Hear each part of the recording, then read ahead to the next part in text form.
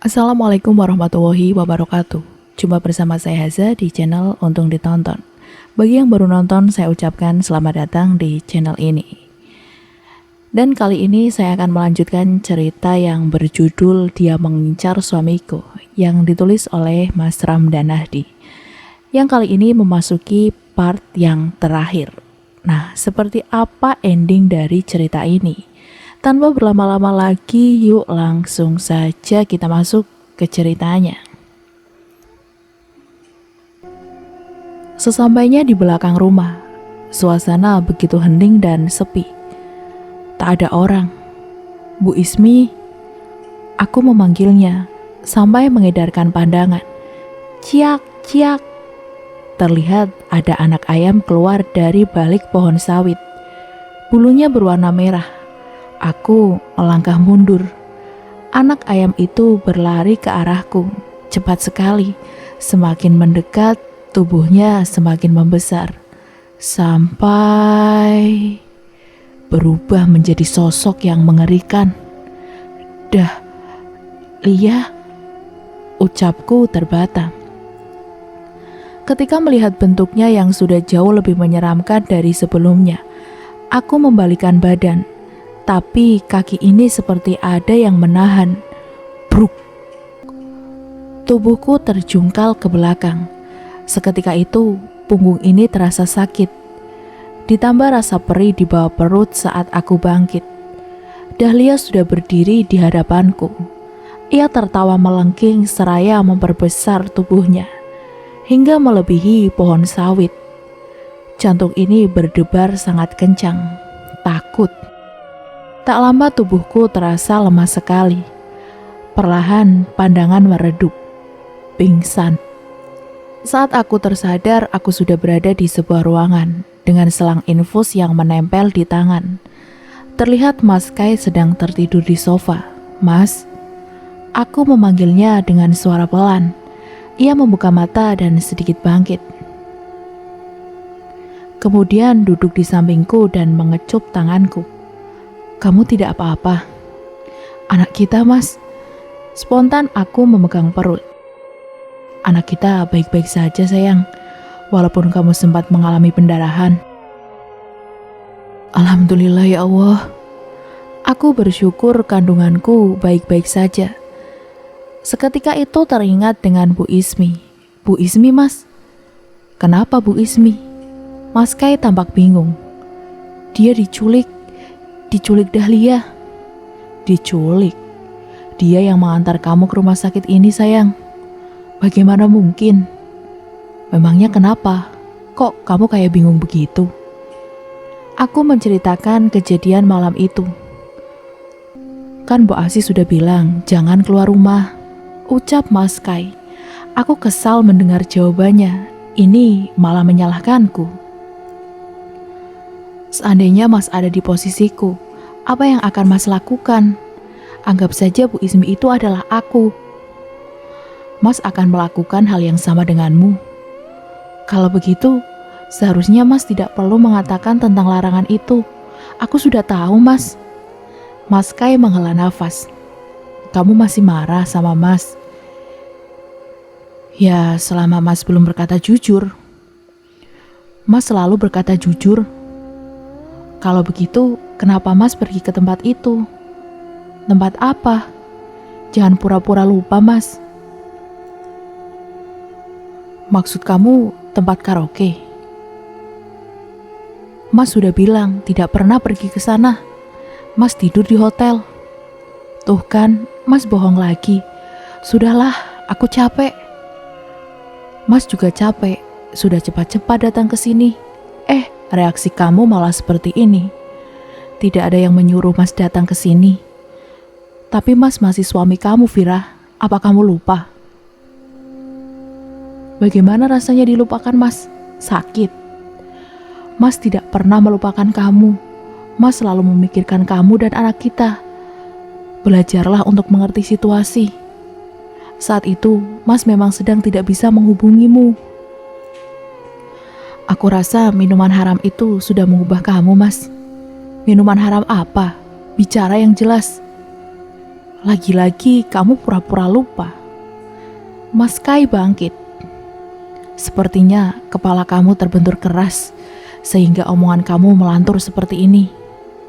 Kemudian ia berjalan keluar kamar. Dek.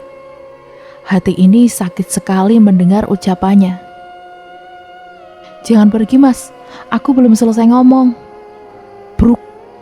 Mas Kai menutup pintu. Aku hanya bisa menangis melihat sikapnya itu. 2 jam berlalu. Mas Kai belum juga kembali ke kamar. Hanya ada perawat dan dokter yang datang memeriksa kondisiku. Kriet. Pintu terbuka. Bu Ismi masuk ke dalam ruangan. Bu Fira. Ia melangkah mendekat. Bu Fira baik-baik saja. Alhamdulillah baik. Pintu kembali terbuka. Kini terlihat Mas Kai dan Pak Baim masuk ke dalam. Pak Baim menyapaku sebentar lalu duduk bersama Mas Kai di sofa. Kemarin kenapa ibu menjerit? Tanyaku. Saya tidak menjerit, Bu. Malahan saya bingung waktu melihat Bu Fira lari keluar. Hah? Bu Ismi melihatku berlari keluar. Memang kemarin malam Bu Ismi ada di mana? Saya ada di dapur, cuci piring.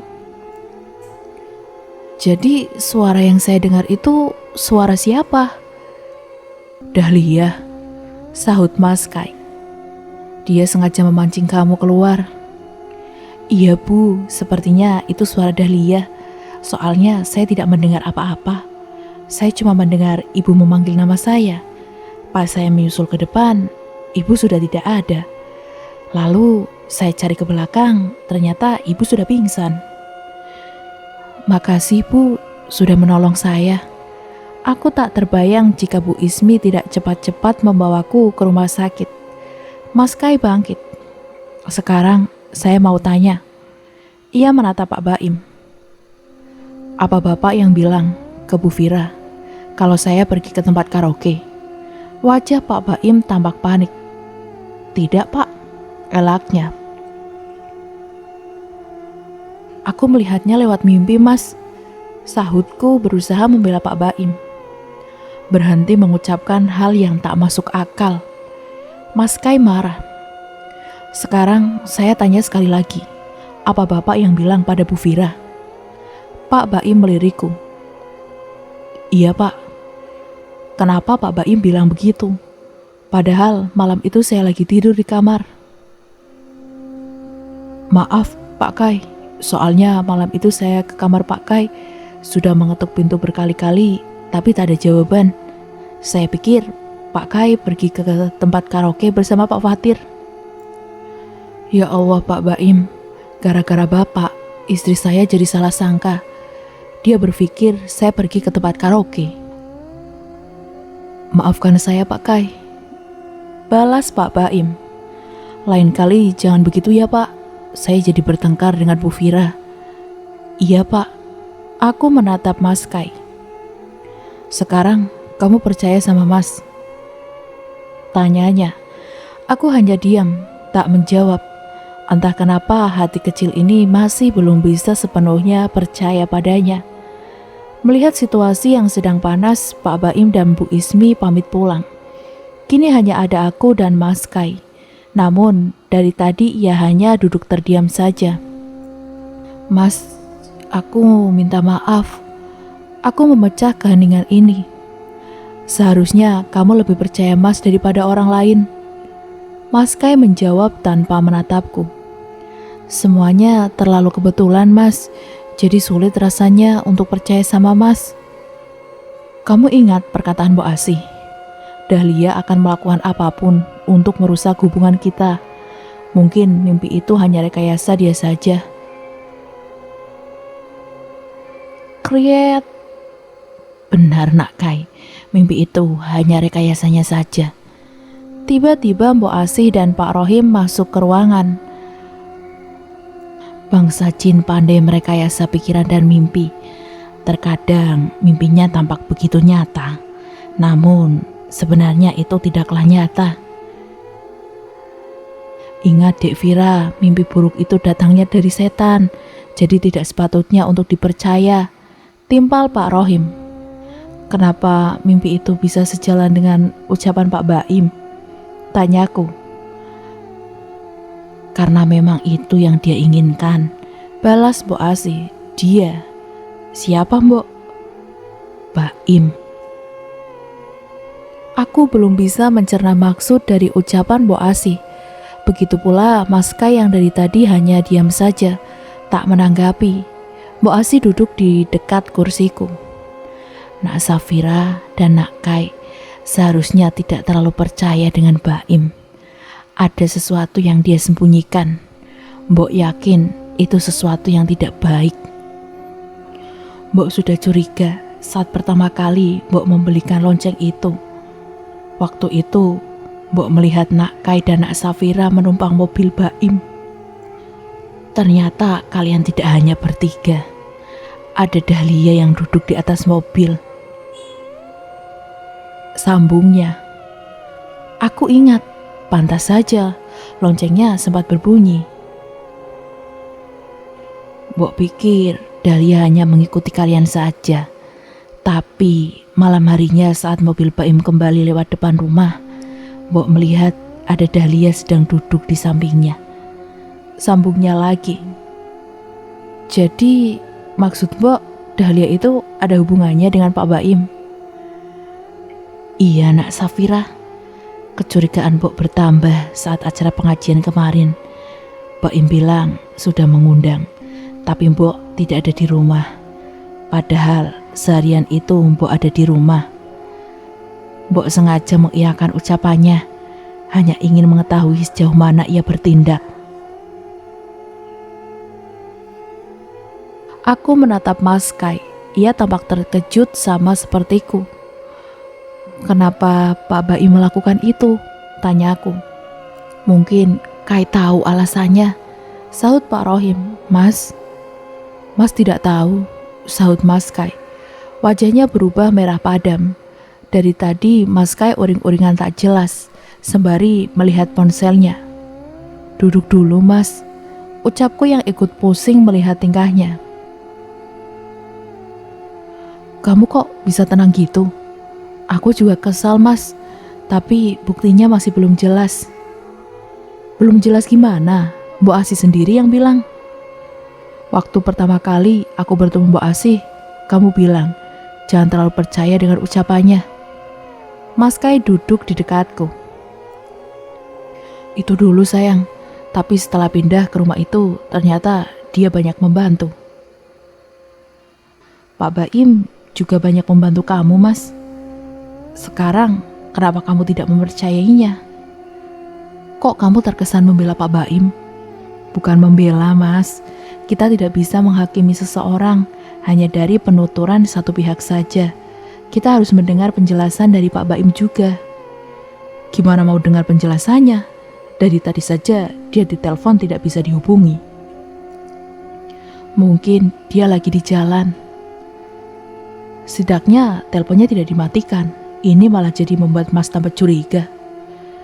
Apa Mas pernah berpikir bagaimana kalau ini semua adalah skenario yang dibuat oleh Dahlia? Setelah kesalahpahaman antara aku dan Mas Kai kemarin, aku menjadi lebih berhati-hati dalam menyimpulkan sesuatu. Mas Kai menatapku sambil memajukan bibirnya. Sepertinya ia sedang memikirkan sesuatu. Kenapa Mas menatapku begitu? Aku Safira asli Mas, ucapku agar ia tak menduga aku adalah Dahlia. Ia malah tersenyum. Bukan itu yang ada di pikiran Mas. Terus apa? Sepertinya kamu tahu sesuatu. Bisa dibilang iya, balasku. Apa? Jangan main rahasia-rahasiaan. Sekarang Mas berpikir netral dulu. Mas Kai menutup mata sebentar. Oke, sudah. Gini Mas, beberapa hari lalu Bu Ismi pernah bilang untuk tidak terlalu mempercayai Mbok Asih. Alasannya? Karena Mbok Asih dulunya dukun santet dan dicurigai kalau Dahlia adalah salah satu anak buahnya. Jangan-jangan Bu Ismi juga terlibat. Tuh kan, Mas belum netral. Habisnya Bu Ismi kan istrinya Pak Baim, jadi wajar dong kalau Mas curiga. Iya sih, tapi kan kita harus mengecek kebenaran info itu juga, Mas. Yang jelas sekarang Mas lebih percaya Mbok Asih dibanding Pak Baim. Apa kamu lupa? Pak Baim sudah memfitnah Mas pergi ke tempat karaoke. Aku ingat kok. Intinya yang Mas sekarang inginkan itu berbicara dengan Pak Baim. Mas Kai bangkit lalu mengambil ponsel di atas meja dan menelpon seseorang. Mas nelpon siapa? Pak Fatir. Mas mau mintanya datang ke sini. Selang 30 menit kemudian Pak Fatir datang ke rumah sakit. Kamu yakin Mbak Im yang melakukan itu? Tanyanya. Setelah Mas Kai menceritakan semuanya. Iya Pak, balas Mas Kai. Apa motifnya melakukan itu? Saya juga tidak tahu Pak. Dari tadi dia tidak bisa dihubungi. Coba saya telepon. Pak Fatir mencoba menelpon tapi sama, tidak bisa dihubungi. Sebaiknya kita datangi rumahnya. Boleh Pak. Mas Kai dan Pak Fatir pun pamit. 1 jam kemudian Mas Kai kembali ke rumah sakit. Gimana Mas? Tanyaku saat ia masuk ke dalam kamar. Pak Baim tidak ada di rumahnya. Balasnya seraya duduk di sofa. Sebenarnya dari wajahnya aku sudah bisa menebak jawabannya. Kalau Bu Ismi ada. Terus dia bilang apa? Dia tidak tahu Pak Baim pergi kemana. Katanya sehabis pulang dari rumah sakit, Pak Baim pergi lagi pakai mobil. Entah kemana. Teleponnya sampai sekarang pun tidak bisa dihubungi. Balas Mas Kai. Mas juga nanya tentang Mbok Asih itu. Kebetulan di sana ada ibunya Pak Baim. Ia juga bilang kalau Mbok Asih itu dulunya dukun santet yang paling ditakuti warga kampung. Makanya rumahnya agak terpisah dengan yang lain. Sambung Mas Kai. Apa kamu percaya? Dari nada bicaranya, Mas Kai sepertinya tidak percaya. Belum yakin. Mas belum sempat bertanya ke Pak Rohim. Dia yang selalu jalan bersama Mbok Asih. Jadi sekarang kita harus bagaimana Mas? Kamu sibuk mencari Pak Baim, sementara Dahlia masih berkeliaran di luar. Aku takut malam ini ia akan datang ke sini. Untuk masalah Dahlia, tadi Pak Fatir sudah bilang akan memanggil temannya yang juga Ustadz. Terus kita diminta untuk tidak kembali ke rumah itu dulu. Jadi malam ini kita tidur di sini. Iya. Rencananya besok Pak Fatir akan segera ke sini, jemput kita untuk melihat proses pembersihan rumah. Aneh? Aneh kenapa? Apa Pak Fatir sama sekali tidak tahu tentang Dahlia? Tadi kan kamu dengar sendiri, dia baru tahu tentang Dahlia. Jujur Mas, aku dari tadi penasaran, ingin sekali bertanya langsung, tapi tidak enak. Coba Mas pikirkan, kalau ia tidak tahu, apa alasannya untuk tidak tinggal di sana, malah meminta kita tinggal di sana? Oh, itu karena rumahnya terlalu jauh dari sekolah anak-anaknya. Kamu jangan mencurigai Pak Fatir juga. Sekarang aku sedang mencurigai semuanya, Mas. Termasuk sama Mas. Iya, aku masih curiga kamu pergi ke tempat karaoke. Ya Allah, Mas tidak pergi ke sana. Aku tertawa. Aku cuma bercanda, Mas. Kamu ini. Mas Kai mencubit pipiku. Sudah pukul 5 sore, Mas Kai masih betah berbaring di sofa. Mas, kamu belum mandi dari pagi kan? Tanya aku.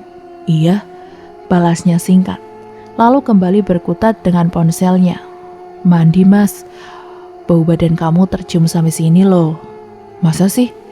Mas Kai mencium aroma tubuhnya lalu menatapku sambil tersenyum lebar. Bau kan?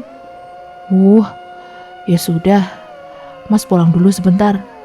Kamu mau makan apa? Biar sekalian. Aku mau martabak manis, Mas. Oke. Ia bangkit lalu pamit pulang. Sekitar 20 menit kemudian Mas Kai mengirim pesan kalau sudah sampai di rumah. "Mas mandi dulu ya," ucapnya. "Jangan lupa baca doa, Mas." Aku takut Dahlia ada di rumah dan mengintip Mas Kai yang sedang mandi. Siap. Telepon ditutup. 10 menit berlalu, terdengar suara ketukan di jendela. Spontan aku menoleh ke sana. Terlihat ada butiran air menetes di kaca jendela. Hujan. Tak berselang lama, Mas Kai menelpon, mengabarkan kalau di sana sedang hujan deras. "Mas tunggu hujan reda dulu ya," ucapnya. "Iya Mas, jangan kemana-mana." "Memangnya Mas mau kemana? Kan hujan." "Bukan, maksudku Mas jangan keluar kamar." Sebentar lagi maghrib, Dahlia bisa saja muncul dan melakukan sesuatu pada Mas Kai. "Iya sayang." Hujan belum juga reda padahal waktu menunjukkan pukul 6:30 malam. "Kamu lagi apa Mas?" tanyaku melalui sambungan video call. "Lagi mengerjakan laporan." "Bukannya kamu video call pakai laptop?" "Iya, tapi tetap bisa sambil mengerjakan laporan. Tadinya mau pakai kamera ponsel yang baru. Ternyata kurang bagus. Jadi pakai kamera laptop saja." Jelas Mas Kai. "Oh, kamu sudah makan?" "Sudah Mas." "Kamu sih lama." "Hujan, jalanan pasti gelap dan licin. Nanti kalau sudah berhenti, Mas langsung tancap gas ke sana." "Aku tunggu loh Mas." "Iya." Mas Kai tersenyum manis. "Aduh." "Kenapa Mas?" "Mas sakit perut."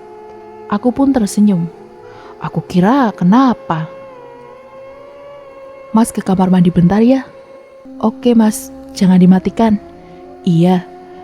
Mas Kai bangkit lalu berjalan keluar kamar. Aku bisa melihatnya dengan jelas dari sambungan video call. Soalnya kamera laptopnya tepat mengarah ke pintu. Pintu terbuka lebar. Mataku fokus pada bayangan hitam yang menyerupai manusia berdiri di dekat pembatas dapur. Bayangan hitam itu bergerak perlahan mendekati pintu kamar. Kemudian berubah menjadi sosok yang tak ingin kulihat. Dahlia. Ia masuk ke dalam kamar, berdiri di dekat pintu dan menatapku. Dep. Sambungan video call terputus. Berulang kali ku coba menelpon Mas Kai tapi tak tersambung. Aku takut terjadi sesuatu. Apalagi Dahlia ada di sana. Ia bisa melakukan apa saja pada Mas Kai. Kulihat jendela. Hujan masih turun dengan deras. Bagaimana bisa aku pergi ke sana? Meskipun bisa, tak mungkin diizinkan oleh pihak rumah sakit. Tok-tok, refleks aku menoleh ke pintu. Pintu terbuka. "Assalamualaikum," sapa Pak Fatir. "Waalaikumsalam," balasku. Sangat beruntung ia datang di waktu yang tepat. "Kai kemana ya? Dari tadi saya telepon tidak tersambung." "Kebetulan banget Bapak datang. Mas Kai ada di rumah dinas. Sepertinya ia dalam bahaya." "Bahaya?" Aku menceritakan kejadian tadi sampai video call yang tiba-tiba mati dan Dahlia muncul. "Wah, kalau begitu saya harus cepat-cepat ke sana. Soalnya saya dapat informasi kalau beberapa jam lalu Baim terlihat di desa," ucap Pak Fatir. "Saya boleh ikut Pak? Dengan kondisi hamil sangat berbahaya pergi ke sana, Vira." "Saya mohon Pak." Pak Fatir menatapku agak lama. "Ya sudah, saya tanya dokter dulu." Pak Fatir keluar sebentar lalu kembali lagi. "Dokter bilang boleh." "Makasih Pak." Kami pun bergegas pergi ke rumah dinas. Aku tak berhenti berdoa agar Mas Kai baik-baik saja sementara Pak Fatir sedang menelpon seseorang. Dari percakapan yang kudengar, ia sepertinya meminta anak buahnya pergi dari sana. "Apa Bapak punya nomor orang desa?" tanyaku saat Pak Fatir selesai menelpon. "Untuk sekarang ini tidak ada yang dapat diharapkan dari mereka," balasnya. "Kenapa Pak?" "Nanti juga kamu tahu." Pak Fatir memacu mobil dengan kecepatan tinggi, baru menurunkan kecepatan saat memasuki area perkebunan. Jalanan yang licin dan berlumpur membuat mobil sedikit sulit dikendalikan. "Kamu tidak apa-apa?" tanya Pak Fatir saat berhasil melalui jalan berlumpur itu. "Tidak apa-apa, Pak." Mobil kembali melaju ke arah rumah dinas. Sekitar 10 menit kemudian kami sampai di sana. "Jangan keluar dulu," perintah Pak Fatir sembari menghentikan mobilnya. "Tunggu anak buah saya." "Baik, Pak." Aku mengamati kaca jendela kamar. Terlihat ada bayangan orang berjalan di sana. "Apa itu, Mas Kai?" Pintu depan terbuka. Pak Baim terlihat berjalan ke teras. Ia melihat ke arah mobil lalu berlari ke arah desa. Pak Fatir membuka pintu. "Jangan keluar," ucapnya sebelum berlari mengejar Pak Baim. Kutatap pintu yang terbuka, ada sebuah dorongan untuk mengecek ke dalam. Namun, aku takut kalau ada orang lain. Tak berselang lama, terlihat Bu Ismi berjalan keluar. Spontan aku turun dari mobil. Ia menatapku. "Ada Vira," teriaknya lalu berlari ke samping rumah. Aku tak mengejarnya, memilih berjalan masuk ke rumah. Saat berbelok ke kamar, aku berpapasan dengan Pak Rohim. Ia tampak terkejut. "Bapak sedang apa di sini?" "Mana Mas Kai?" tanyaku. Ia tak menjawab, malah melarangku untuk masuk ke kamar. Aku berusaha menerobos, tapi ia malah mendorongku hingga tubuh nyaris terjungkal. "Kamu sebaiknya pergi," ucapnya. "Bapak yang pergi, ini rumah saya," sahutku. Lalu mencoba menerobos lagi, tapi Pak Rohim malah menahan tubuhku. "Lepaskan, Pak," teriakku. "Mas." "Rohim." Sontak aku menoleh ke arah pintu. Ada Pak Fatir yang datang dengan beberapa orang. Ia langsung memerintahkan anak buahnya untuk menangkap Rohim. "Mana Kai?" Pak Fatir bertanya pada Pak Rohim dengan nada keras. Ada di kamar," balasnya terbata dengan wajah ketakutan. Ku coba membuka pintu kamar tetapi terkunci. Duk, Mas." Aku menggedor pintu. "Minggir dulu Vira," perintah Pak Fatir. Kemudian ia mendobrak pintu. Brak! Pintu terbuka. "Mbok Asih?" Aku terkejut saat Mbok Asih sedang duduk di samping tempat tidur. Di dekatnya ada Mas Kai yang sudah tak sadarkan diri. Mbok Asih bangkit dan berjalan ke arahku. "Kalian terlambat. Kai sedang bersenang-senang dengan Dahlia," ucapnya lalu tertawa. Pak Fatir meminta anak buahnya membawa Mbok Asih keluar. "Mas," ku sentuh tubuh Mas Kai yang sudah seperti es batu, dingin. Kemudian meletakkan tangan ini di dadanya. Denyut jantungnya begitu lemah. Pak Fatir meminta Pak Rohim dan Mbok Asih dibawa ke kantor. Kemudian membantuku membangunkan Mas Kai. Namun, sudah hampir 5 menit ia belum bangun juga. Pak Fatir pergi ke mobil untuk mengambil ponsel. Lalu ia menelpon seseorang memintanya agar segera datang ke sini. "Mas, bangun." Ku genggam tangannya sembari berdoa dalam hati. Tak terasa air mata ini menetes. "Tolong bawa Mas Kai ke rumah sakit, Pak." "Percuma Vira, Kai tidak sedang sakit. Mbok Asih pasti sudah melakukan sesuatu padanya," balas Pak Fatir. Aku tak membalas, hanya bisa menatap wajah Mas Kai yang terlihat pucat. Sekitar 15 menit kemudian, orang yang ditelepon Pak Fatir datang. Ternyata ia adalah seorang ustadz, namanya Ustadz Abbas. Ia duduk di samping tubuh Mas Kai kemudian memegang keningnya sambil merapal doa. "Bagaimana, Tat?" tanya Pak Fatir. "Sukmanya tidak ada," balas Ustadz Abbas. "Sukma itu apa?" tanyaku bingung. "Jiwa. Ia bernyawa tapi tidak berjiwa. Jiwanya dibawa oleh makhluk gaib ke alamnya." "Apa ada cara untuk membawanya kembali?" tanya Pak Fatir. "Sulit, karena alam gaib itu sangat luas. Ditambah saya tidak tahu siapa yang membawa sukmanya." "Dahlia," balasku. "Kamu mengenalnya?" "Iya, dari awal pindahan ke sini dia memang sudah mengincar suami saya." "Apa kamu pernah bertemu atau bermimpi tentangnya?" Pernah. Maaf, boleh ulurkan tangannya. Ustadz Abbas menyentuh ujung jempolku lalu menutup mata. Kuntilanak merah. Gumamnya, ia membuka mata. Saya akan mencoba menariknya ke sini. Ucapnya lalu menyentuh pundak Maskai. Tak berselang lama tubuh Maskai bergerak. Tolong agak menjauh, perintah Ustadz Abbas. Aku bangkit dan berdiri di dekat pintu. Mata Maskai terbuka. Mau apa kamu? Hardiknya sambil melotot ke arah Ustadz Abbas. Kembalikan sukma orang ini. Balas Ustadz Abbas. Tidak, dia sudah jadi milik saya. Dia bukan milik kamu. Nenek tua itu sudah menyerahkan pada saya. Sekarang saya akan mengambilnya. Tidak akan bisa. Ustadz Abbas memegang kepala Maskai lalu merapal doa. Seketika itu Maskai menjerit kesakitan. Saya bisa melakukan lebih parah dari ini jika kamu tidak mengembalikan sukmanya. Ancam Ustadz Abbas, namun Dahlia tidak menyerah begitu saja. Ia tetap berusaha melawan, meski berkali-kali harus menjerit kesakitan.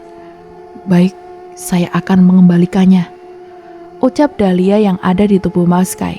Cepat, bawa ke sini. Lepaskan saya dulu. Ustadz Abbas mengangkat tangannya. Seketika itu Maskai tertawa kencang sambil menatapku. Entah bagaimana, aku bisa melihat wajah Dahlia yang ada di tubuh Maskai. Dahlia keluar dari tubuh Maskai.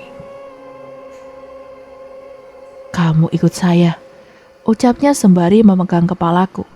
Seketika pandangan ini menjadi gelap. Dalam sekejap, aku sudah berada di sebuah ruangan kosong dengan dinding kayu. Tolong, tolong! Terdengar suara dari luar ruangan. Suaranya bersahutan diikuti isak tangis. Lepaskan. Kini aku mendengar suara yang begitu dekat. Suara yang mirip sekali dengan Maskai. Mas, teriakku sembari berusaha membuka pintu. Tapi tak berhasil. Kutendang pintu kayu itu dengan kencang. Brak! Pintu terbuka. Kemudian berlari ke ruang sebelah. Lagi-lagi aku harus berhadapan dengan pintu yang terkunci. Ku kerahkan segenap tenaga untuk mendobrak pintu itu. Brak! Satu pintu terbuka. Aku melihat Maskai sedang diikat di ranjang. Tepat di atas tubuhnya ada Dahlia. Vira, ucap Maskai sambil menoleh padaku. Dasar wanita kurang ajar, berani-berani mengganggu bulan madu kami. Ucap Dahlia lalu melayang ke arahku. Bruk! Ia menubruk tubuhku hingga membentur pintu. Entah kenapa aku tak takut padanya. Apalagi ia sedang menggunakan bentuk manusia. Kujambak rambutnya yang panjang, lalu menendang perutnya. Dahlia jatuh ke lantai. Bergegas aku berlari mendekati Maskai untuk melepaskan ikatan. Vira, di belakang! Teriak Maskai. Aku menoleh. Ternyata Dahlia sudah ada di belakang dengan wujud kuntilanak merahnya. Ia mencakar wajahku dan mencekikku. Kutampar wajahnya, tapi ia bergeming. Matanya melotot, memancarkan warna merah darah lalu tersenyum menyeringai. Brak! Jendela kamar terbuka. Ada cahaya menyilaukan menyorot ke wajah Dahlia, hingga ia melepaskan cekikan. Dalam situasi ini, aku mengambil kesempatan untuk melepaskan Maskai. Ustadz sialan! Teriak Dahlia sambil menutupi wajahnya agar tidak terkena cahaya itu. Aku berhasil melepaskan Maskai. Lewat sini, ada suara dari luar jendela. Kami pun lompat ke luar jendela. Pemandangan mengerikan ada di depan mata. Ada puluhan pria tanpa busana terikat rantai bersih berduri. Tubuh mereka dipenuhi luka yang masih mengeluarkan darah segar. Tolong kami, ucap salah satu dari mereka. Maskai berniat menolong mereka, tapi aku mencegahnya karena melihat Dahlia sudah melayang keluar jendela. Kami pun berlari ke arah hutan yang penuh dengan pepohonan tinggi besar.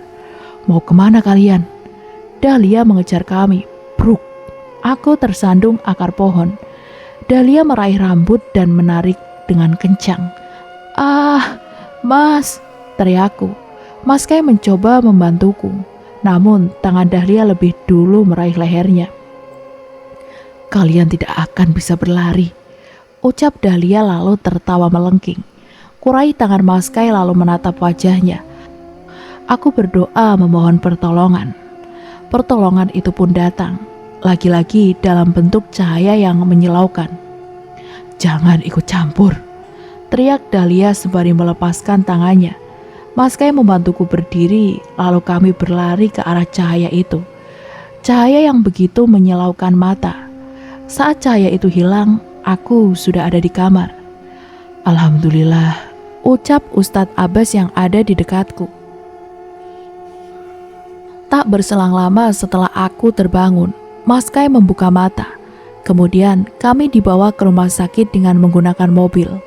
Dalam situasi sekarang ini, menginap di rumah sakit jauh lebih aman dibanding di rumah dinas. Bahkan Ustadz Abbas terpaksa menginap di kamar kami untuk memastikan kalau Dahlia tidak datang mengganggu. Keesokan paginya Pak Fatir datang dengan membawa sarapan. Ia kemudian bercerita tentang alasan para pelaku melakukan kejahatan ini. Semuanya berawal dari kejadian 4 tahun lalu. Desa mengalami kekeringan yang cukup parah.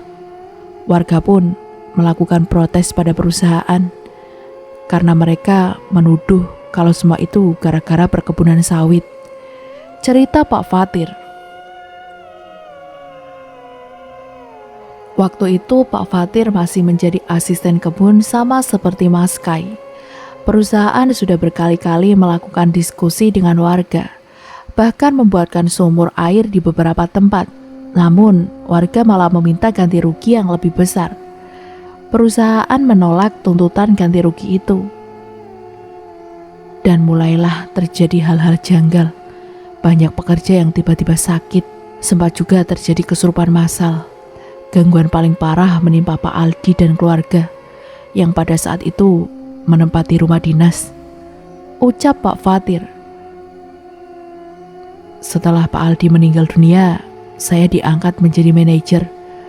Saya juga membuat keputusan yang kontroversial dengan mengangkat Baim menjadi mandor.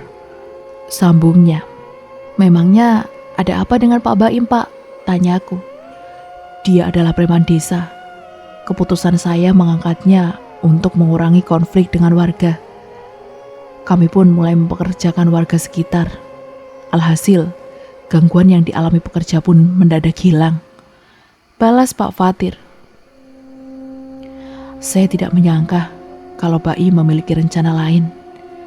Berawal dari asisten kebun sebelum Kai yang tiba-tiba mengundurkan diri, ternyata itu ulah Baim karena ia mengincar jabatannya. Tapi sayang, kantor pusat malah mengirim Kai ke sini sebagai gantinya, dan itu membuat Baim kesal. Sambungnya. "Kenapa baru sekarang mereka melakukan aksinya? Kenapa harus menunggu 3 tahun? Kenapa tidak dari awal saja?" ucap Mas Kai.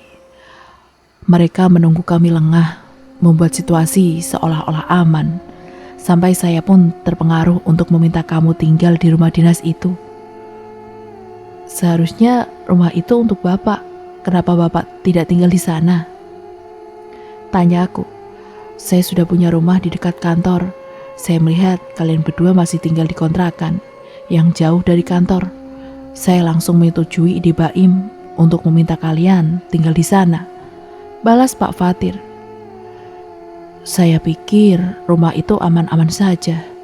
Ternyata rumah itu dihuni oleh sosok mengerikan seperti Dahlia," imbuhnya. "Kalian terlalu mempercayai nenek tua itu," ucap Ustadz Abbas. "Mbok Asih," sahut Mas Kai. "Iya. Saat pertama kali masuk ke rumah itu, saya sudah merasakan energi negatif yang cukup besar. Ternyata sumbernya berasal dari lonceng kecil yang digantung di pintu. Lonceng itu sudah diberi mantra yang bisa membuat hubungan rumah tangga kalian hancur. Suaranya itu bisa merasuki jiwa dan pikiran, sehingga kalian akan sering mimpi buruk dan berpikiran negatif. Saat itulah Dahlia akan mulai masuk ke kehidupan kalian. Kalau sampai terjadi, bukan hanya jiwa saja yang dibawa oleh Dahlia, nyawa pun bisa melayang. Jelas Ustadz Abbas, aku mengingat kejadian saat Dahlia merasuki tubuh ini. Semuanya bermula dengan lonceng yang bergerak tak beraturan, yang membuatku heran kenapa Mbok Asih malah menolongku. Apa itu caranya agar aku dan Mas Kai percaya padanya? Apa Pak Baim tahu alasan Mbok Asih dan Pak Rohim melayangkan tuduhan pada Pak Baim? Tanya Mas Kai. Mereka ingin membuat kamu marah, lalu pergi mencari Baim sendirian. Beruntung kamu tidak melakukannya. Tapi sayangnya mereka tahu kalau semalam kamu berada di rumah sendirian. Iya, saya juga tidak menduga kalau mereka akan berbuat jahat, Pak. Memangnya apa yang terjadi setelah panggilan video call terputus, Mas? Tanya aku. Kesalahan terbesar Mas adalah tidak mengunci pintu depan. Jadi Mas tidak tahu kalau ada orang yang masuk ke dalam rumah. Saat Mas keluar dari kamar mandi, tiba-tiba Mbok Asih sudah ada di belakang. Ia meniupkan sesuatu ke wajah Mas. Setelah itu, Mas tidak ingat apa-apa lagi. Tahu-tahu, Mas sudah ada di kamar Dahlia dalam kondisi terikat. Kamu sangat beruntung, Dahlia belum melakukan sesuatu lebih jauh, ucap Ustadz Abbas. Apa dia masih mengincar Mas Kai? Tanyaku. Iya, dia tidak akan melepaskan incarannya begitu saja. Lalu kami harus bagaimana? Tanya Mas Kai. Pak Abbas menoleh ke Pak Fatir. Biar Fatir yang menjelaskan. Semalam saya sudah menceritakan semuanya ini ke kantor pusat. Lalu kantor pusat memutuskan untuk memulangkan kamu ke Jakarta, ucap Pak Fatir. Pulang ke Jakarta? Apa saya dipecat? Mas Kai tampak terkejut. Tidak, kamu akan kembali kerja di kantor pusat. Alhamdulillah. Aku sangat senang bila Mas Kai kembali kerja di Jakarta. Pergi dari pulau ini adalah cara satu-satunya agar Dahlia berhenti mengejar kamu, ucap Ustadz Abbas. Kalau kamu sudah sehat, secepatnya bereskan barang-barang. Mobil dan motor akan saya bantu kirim ke Jakarta, ucap Pak Fatir. Makasih banyak ya Pak, ucap Mas Kai dengan mata berkaca-kaca. Sungguh, aku pun tak menduga Pak Fatir sebaik ini. Sama-sama Kai. Selang 2 hari kemudian kami pun pulang ke Jakarta. Setelah menempuh 5 jam perjalanan darat dan 4 jam perjalanan udara, kami tiba di Jakarta. Saat keluar bandara, Mas Kai langsung mencari taksi. Tujuan kami adalah rumah Mas Kai. Kami butuh waktu sekitar 3 jam hingga kami sampai ke rumahnya. Mas Kai menekan bel. Kriet, pintu terbuka.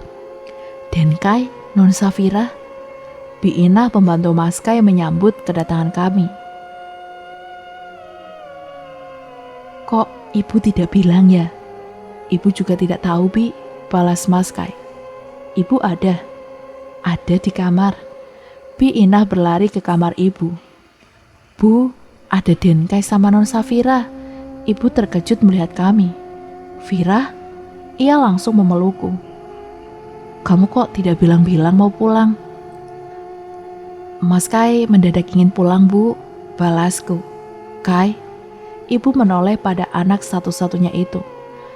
Aku dipindahkan kerja ke Jakarta lagi Bu, balas Mas Kai. Alhamdulillah, akhirnya ibu bisa menemani Fira. Ibu sangat antusias. Untuk sementara aku tinggal di sini dulu Bu, sampai kami dapat kontrakan. Ini rumah kamu sendiri Kai. Untuk apa ngontrak segala? Pokoknya kamu sama Fira tinggal di sini, titik. Tapi Bu, tidak ada tapi-tapian. Bi, tolong bersihkan kamar depan. Siap Bu, sahut Bi Inah lalu berjalan ke kamar depan. Mulai detik ini kami pun resmi tinggal di Jakarta. Sebulan berlalu pasca kepindahan kami, aku mendapat kabar kalau Pak Baim, Pak Rohim, dan Mbok Asih resmi ditahan polisi.